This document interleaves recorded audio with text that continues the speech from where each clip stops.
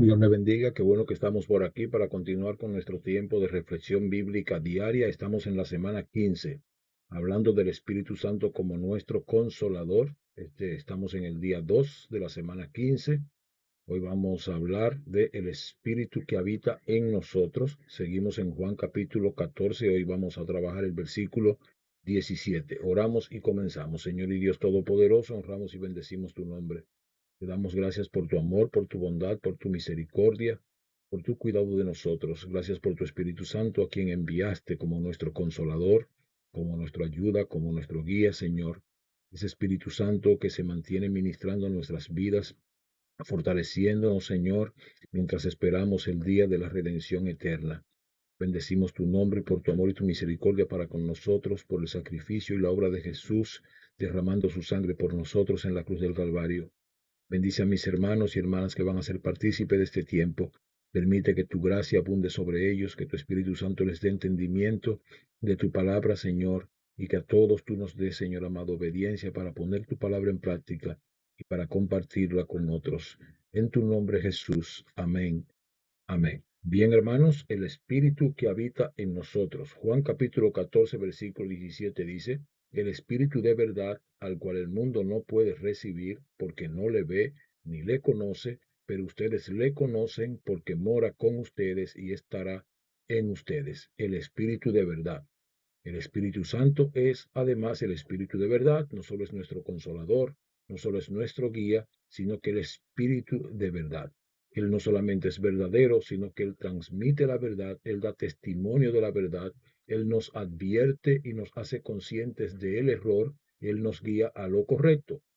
El mundo no lo puede recibir, al Espíritu, el mundo, al Espíritu Santo de verdad, el mundo no lo puede recibir porque no le ve, nosotros tampoco le vemos ni le conoce, pero ustedes le conocen. Fíjese que Cristo aquí no dice ustedes le ven y le conocen, sino que solamente dice ustedes le conocen porque mora con ustedes y estará con ustedes. O sea, nosotros tenemos una experiencia personal con el Espíritu Santo porque está en nosotros y eso permite que nosotros podamos conocer el Espíritu Santo por esa experiencia personal que tenemos con el Espíritu Santo, quien mora en nosotros y estará en nosotros. Fíjese que Cristo aquí habla de dos cosas que son parecidas, sin embargo, una la presenta como presente y otra la presenta como futuro.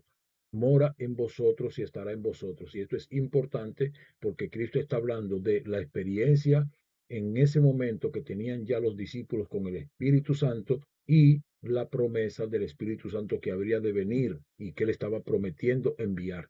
De modo que aunque a veces nosotros pensamos y creemos que en el momento de la conversión todos los creyentes reciben el Espíritu Santo y eso es suficiente, aquí otra vez Jesucristo en este versículo bíblico deja ver esos dos niveles de experiencia que son diferenciadores. Ustedes le conocen porque mora con ustedes y estará en ustedes. Mora con ustedes y estará en ustedes. Haga esa diferenciación porque eso es importante para cuando hablamos de la llenura del Espíritu Santo, del poder que trae el Espíritu Santo, de los dones y ministerios del Espíritu Santo, de modo que eso es importante porque indiscutiblemente todos desde que nos convertimos tenemos el Espíritu Santo porque Él nos redarguyó, él nos guió al arrepentimiento, Él produjo la conversión, el acto de conversión en nosotros, de modo que en ese sentido todos tenemos el Espíritu Santo. Pero a los discípulos en este momento que Cristo le dice, porque mora con usted y estará con ustedes, ya Cristo había soplado sobre ellos el Espíritu Santo, en un momento había dicho, sopló y dijo, reciban el Espíritu Santo, de modo que los discípulos tenían el Espíritu Santo morando con ellos, pero todavía no tenían esa promesa maravillosa de poder del Espíritu Santo sobre sus vidas que vendría el día de Pentecostés. En su discurso de despedida, Jesús prepara a sus discípulos para una nueva etapa en la historia de la salvación.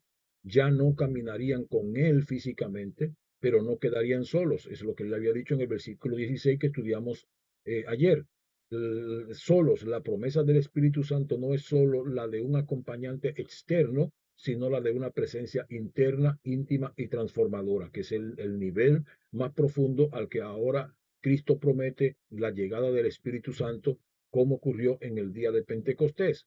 No es un acompañante externo, mora con ustedes, sino la de una presencia interna, íntima y transformadora. Estará en ustedes. Esta verdad distingue la vida cristiana. No, Dios no solo nos guía desde afuera, sino que habita dentro de nosotros para formar el carácter de Cristo. Dios no solo nos guía desde afuera, sino que habita dentro de nosotros para formar el carácter de Cristo. Jesús enseñó que el Espíritu Santo no solo estaría con los creyentes, sino que moraría en los creyentes, haciendo de su interior su habitación permanente. Luego Cristo prometió que del interior correrían ríos de agua viva, refiriéndose al Espíritu Santo que habría de venir, no al que ya le había ministrado, y no son dos Espíritus Santos diferentes, sino al nivel de presencia y de gloria del Espíritu Santo que habría de venir cuando Cristo partiera del escenario terrenal a la presencia del Padre Celestial. Cuando Jesús anunció su partida, los discípulos sintieron temor, pero en medio de esa incertidumbre Jesús les reveló una verdad gloriosa. El Espíritu Santo no solo estaría con ellos, sino que viviría en ellos. Esta promesa marca un antes y un después en la historia de la fe. Entendemos que esta promesa es posible gracias a la obra redentora de Jesús. Solo por la obra redentora de Cristo podemos tener esa experiencia con el Espíritu Santo. Él abrió el camino para que Dios habitara en el corazón humano. El Espíritu Santo no es un visitante ocasional, sino la presencia permanente del Dios vivo en quienes creen. La presencia interior del Espíritu Santo no es pasiva, es dinámica, transforma, da poder, ilumina, guía, consuela, fortalece y nos capacita para vivir una vida que refleja a Cristo. La presencia interior, la presencia dentro de mí del Espíritu Santo no es pasiva. El Espíritu Santo no viene a dormir en mi corazón. Él viene a hacer obra, a trabajar en mi interior. De modo que, ¿qué hace en mi interior? Transforma, me da poder, me ilumina, me guía, me consuela, me fortalece y me capacita para vivir una vida que refleje a Cristo. Él no solo nos acompaña, nos transforma desde dentro. Su presencia en nosotros cambia nuestra identidad y nuestra manera de enfrentar la vida. No caminamos solos, no luchamos solos y no tomamos decisiones solos. Que contamos con la compañía del Espíritu Santo. Ahora, ¿cómo lo dijo Jesús en este versículo bíblico? El Espíritu de verdad. El Espíritu Santo revela, ilumina y guía hacia la verdad. Él es el Espíritu de verdad. No es un espíritu de confusión. El Espíritu Santo no viene para confundir. Cuando la gente se opone a la manifestación del Espíritu Santo al estilo que los pentecostales creemos, normalmente se opone y alegan el desorden, la confusión, pero es importante saber que eso no es culpa del Espíritu, porque el Espíritu no viene para confundir, el Espíritu viene para revelar la verdad. De modo que la confusión no se debe al Espíritu Santo. La confusión se debe a la manera como nosotros los seres humanos tratamos, gestionamos y administramos esa manifestación. Tenemos que madurar en la manera de gestionarlo. Tenemos que empoderarnos de ese pasaje bíblico de 1 Corintios 14, donde el apóstol Pablo dice, el Espíritu se sujeta al profeta. Es una capacidad y una libertad que Dios da para que nosotros la manifestación la gestionemos, la administremos y la sometamos al orden necesario para la edificación de la iglesia y la edificación de nuestras vidas, de modo que en ningún modo la confusión y el desorden que pueda provocarse en una manifestación debe achacarse al Espíritu Santo y debe tomarse como parámetro para no creer en el Espíritu Santo y para rechazar la manifestación del Espíritu Santo. La confusión y el desorden es de factura humana, no es culpa del Espíritu Santo y quiere decir que los seres humanos no hemos aprendido a gestionar y a seguir los parámetros bíblicos para administrar la llegada del Espíritu Santo para edificación de la iglesia. Pero el Espíritu Santo es el Espíritu de verdad, ilumina y guía hacia la verdad y no produce confusión. Su obra principal es exaltar a Cristo y conducirnos a una vida conforme a Cristo. La obra principal del Espíritu Santo es exaltar a Cristo en nuestras vidas, hacer más palpable la obra de Cristo en nuestro interior. Número dos, al cual el mundo no puede recibir. El espíritu es discernido espiritualmente. El mundo no lo reconoce, el creyente sí. Como lo espiritual se discierne espiritualmente, quien no conoce a Cristo y no tiene ese primer nivel de habitación del Espíritu Santo en su vida, no puede discernir la manifestación y gloria del Espíritu Santo. De modo que el Espíritu no puede discernir por el incrédulo, no puede ser discernido por el incrédulo, no lo puede conocer, pero al creyente sí le es revelado porque el creyente tiene la morada del Espíritu Santo en su vida. La presencia del Espíritu Santo distingue al creyente del sistema que rechaza a Dios, algo que nos permite a nosotros amar, abrazar, servir, honrar, santificarnos para Dios. Es la presencia del Espíritu Santo. El Espíritu da testimonio a nuestro espíritu de que nosotros somos hijos de Dios. Número tres, porque no lo ve ni le conoce. El mundo vive ajeno a la realidad espiritual, en donde el mundo ve confusión, en donde el mundo ve fanatismo, en donde el mundo ve locura, en donde el mundo nos critica como si estuviéramos borrachos o estuviéramos locos. Hay gloria de Dios, hay presencia de Dios, pero el mundo no puede verlo porque el mundo está ajeno a la realidad espiritual, porque lo espiritual se discierne espiritualmente, es un principio bíblico. Lo espiritual se discierne espiritualmente. El creyente, en cambio, conoce al Espíritu por experiencia y relación. Y eso es un elemento importante. Nosotros conocemos el Espíritu porque hemos tenido experiencia con el Espíritu Santo. Tenemos una relación con el Espíritu Santo. El Espíritu Santo mora en nosotros y por lo tanto podemos discernir el fluir espiritual, la administración del Espíritu, la manifestación del Espíritu, la obra del Espíritu Santo, el mensaje del Espíritu, la palabra del Espíritu, la acción del Espíritu. Podemos distinguirla porque tenemos al Espíritu Santo morando en nosotros y por lo tanto podemos discernir lo espiritual porque tenemos el Espíritu Santo y porque hay dones del Espíritu Santo de discernimiento, de sabiduría, de interpretación de lenguas que nos permiten poder discernir, valga la redundancia, la acción del Espíritu en nuestro entorno. Número cuatro, pero ustedes le conocen porque mora en ustedes. Otra vez, aquí el apóstol Pablo nos dice que nosotros lo podremos ver, el mundo no lo puede ver ni lo puede conocer. El apóstol Pablo nos dice que nosotros los creyentes sí lo podremos ver. El Espíritu Santo, su persona es invisible, pero nosotros sí lo podemos conocer porque Él mora en nosotros, tenemos esa experiencia. Los discípulos ya habían experimentado su obra a través del ministerio de Jesús, pero el Espíritu estaba con ellos, acompañándolos y guiándolos, de modo que los discípulos que tenían ya una primera experiencia con el Espíritu Santo bajo el ministerio de Cristo, podrían conocer la manifestación del Espíritu Santo porque ya ellos tenían habitación, experiencia de la obra del Espíritu Santo bajo el ministerio de Jesús. Por eso Cristo le dijo, ustedes lo pueden conocer porque mora con ustedes. El Cristo, que es también el Espíritu Santo, mora con ellos y Cristo había soplado el Espíritu Santo sobre ellos, de modo que ellos ya tenían experiencia con el Espíritu Santo y podían conocerlo porque mora con ellos y estará en ustedes. La promesa culminante, el Espíritu Santo haría su morada en el interior del creyente. Ya no estará en nuestro entorno, en nuestro contexto, a nuestro alrededor, sino en nuestras vidas y eso producirá una experiencia mayor. No es una visita temporal, sino una presencia permanente. Ya vimos en el versículo 16 que Cristo prometió que estaría con nosotros para siempre. No es una visita de alguien que viene momentáneamente y se va, sino que es la habitación permanente del Espíritu Santo en nuestras vidas. Esta verdad transforma la identidad, la conducta y la misión del cristiano. Esta verdad, esta promesa, esta presencia del Espíritu Santo debe transformar nuestra identidad, debe transformar nuestra conducta y debe transformar nuestra misión como cristiano.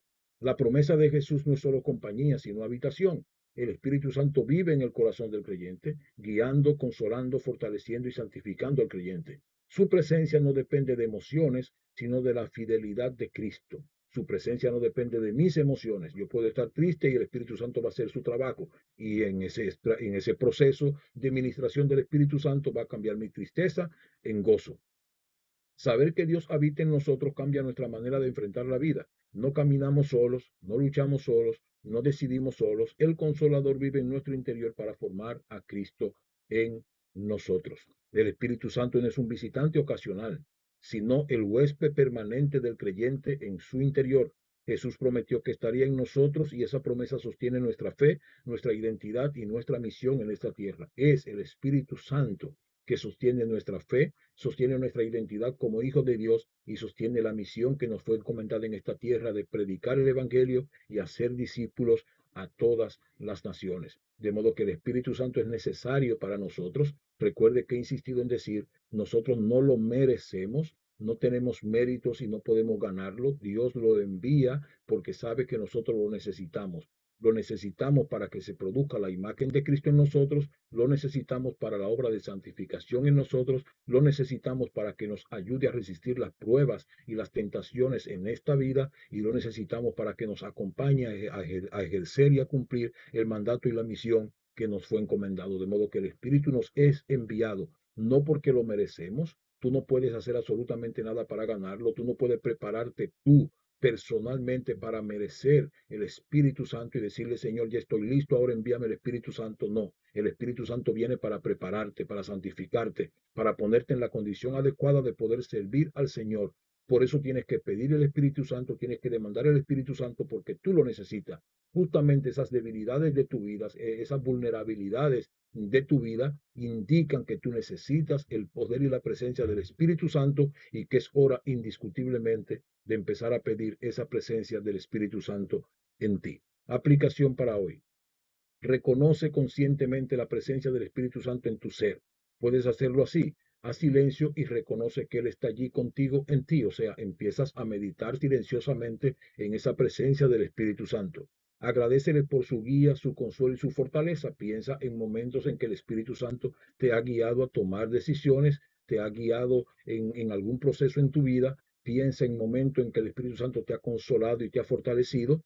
Entrégale tus pensamientos, emociones y decisiones. Revisa si hay pensamientos en ti que deben ser sometidos al Espíritu Santo. Pensamientos de dolor, de tristeza, de amargura, pensamientos pecaminosos, pensamientos de soledad, de ansiedad. Entonces entrega esos pensamientos a través del Espíritu Santo y pídele que te haga más sensible a su voz y dirección. Pide que tu vida sea más sensible para poder sentir su presencia. Él está en tu lado, Él está en tu interior y es importante cuando como creyente podemos vivir permanentemente bajo esa presencia, esa sensibilidad que podemos sentir suavemente la obra del Espíritu Santo en nuestra vida, cada día, cada momento, en cada situación de nuestras vidas. Preguntas para hoy. ¿Soy consciente de que el Espíritu Santo habita en mí cada día? ¿Soy consciente de que el Espíritu Santo habita? ¿Eres consciente de eso, de que el Espíritu Santo habita en ti cada día? ¿Qué áreas de tu vida necesitan ser transformadas por su presencia interior? Si eres consciente de su presencia en ti, ahora esas áreas de tu vida que tienen que ser transformadas, entrégalas porque Él está en ti para transformarlas. ¿Cómo puedes cultivar una relación más profunda y constante con el Espíritu Santo?